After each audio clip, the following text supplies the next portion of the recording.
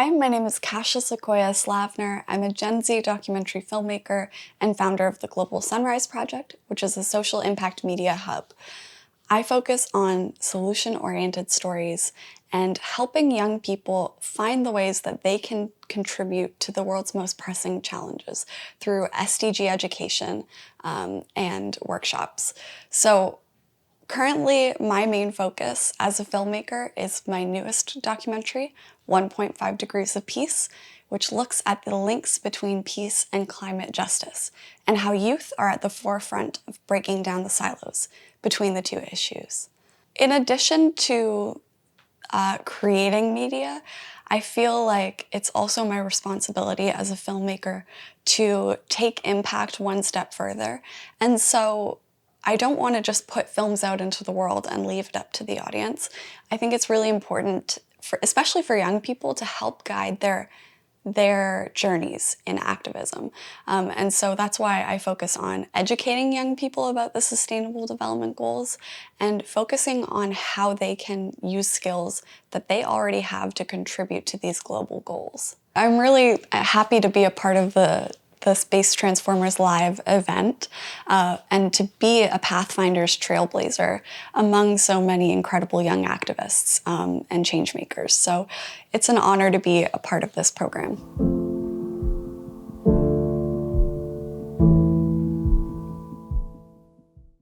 I grew up with a single mom who always brought me to her activist social gatherings, so I heard a lot of conversations about feminism and environmentalism growing up, and I just kind of absorbed it all like a sponge. And I had my real aha moment when I was 14, when I went to my very first UN conference on gender equality called the Commission on the Status of Women, and I had this budding passion for photography at the time. I was 14, and I was meeting so many incredible people who were coming from countries all around the world who were so determined to create gender equality and to demand change, and hearing their stories and the way that they were so resilient and overcoming adversity in their communities and trying to help others. It made me think about what kind of stories we needed in the world. To me, it seemed so clear that I had to go and tell those stories or be a part of bringing those stories to light. And so I had this really crazy idea that I would take a year out of school to travel the world and document stories of that, exactly, triumph over adversity.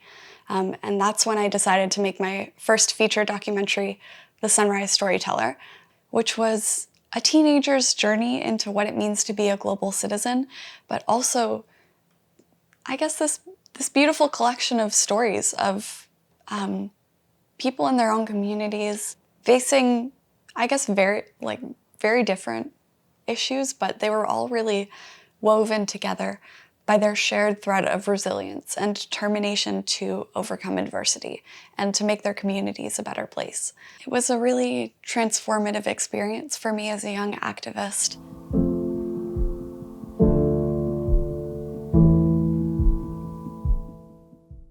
Peace and climate justice. These two issues together urgently need our attention. And that's why through my film 1.5 Degrees of Peace, I'm really focusing on breaking down the silos between the two issues, because one really impacts and influences the other. The potential for the increase of violence and conflict because of the global temperature increases, because of the potential for increases in refugee population, for increases in food and water shortages. It's really harmful. And it's really clear to me how connected they truly are when you see that out of the 25 countries most vulnerable to climate change, 14 are already experiencing conflict.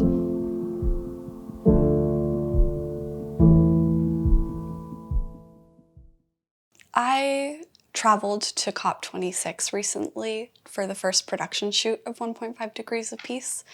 And before going, it was deemed the last chance or the last hope for humanity to save our planet and all living beings. I think we all had a lot of hope going into it, and young people feel the urgency of this issue and feel the timeliness and the deadline that we have, because we know that this is an existential threat that's going to affect not only present generations, but future generations to come. And it's not a future issue, it's an issue that's happening right now in communities all around the world. And so knowing how much young people are feeling the pressure and seeing them be excluded from decision-making spaces, it was disheartening to see, because young people need to be in the center of co-creating and co-designing their future. We can't leave young people out of these critical conversations. But also, by the same token, it was really empowering to see people coming together in solidarity to stand up for justice, for everyone, for all of those who are experiencing the effects of the climate crisis currently, and demanding action, no matter if we're given a seat at the table or not, we'll still make our voices heard. And so young people are courageously showing up and standing together to create a better world.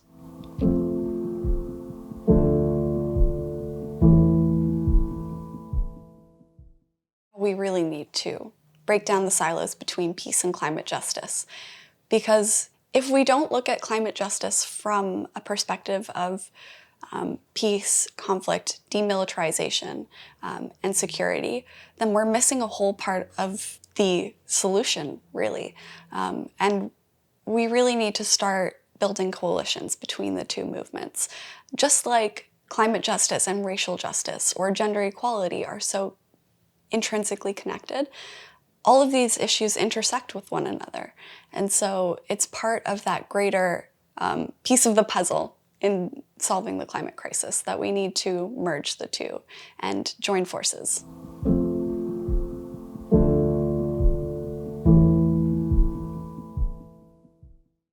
Young people are faced with a lot of anxiety about these existential threats, but if we can translate that anxiety into meaningful action, we have incredible potential to help save our planet. I think that a lot of the narrative around the climate crisis can be quite overwhelming, and it can really contribute to that anxiety. And if we start to change the narrative and show young people that we have solutions and that we are part of that solution, then we really can save humanity.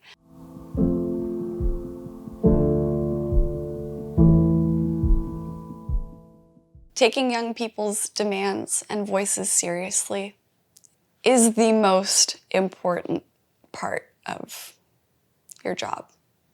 We have shown up time and time again. We have all the solutions to solve the climate crisis already. It's about political will.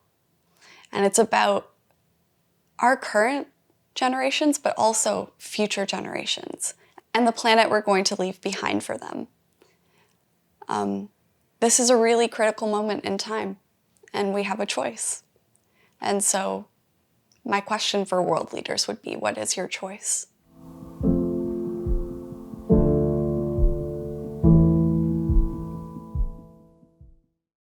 We're currently in the process for fundraising for 1.5 Degrees of Peace, and it takes a lot of work to bring a vision to life.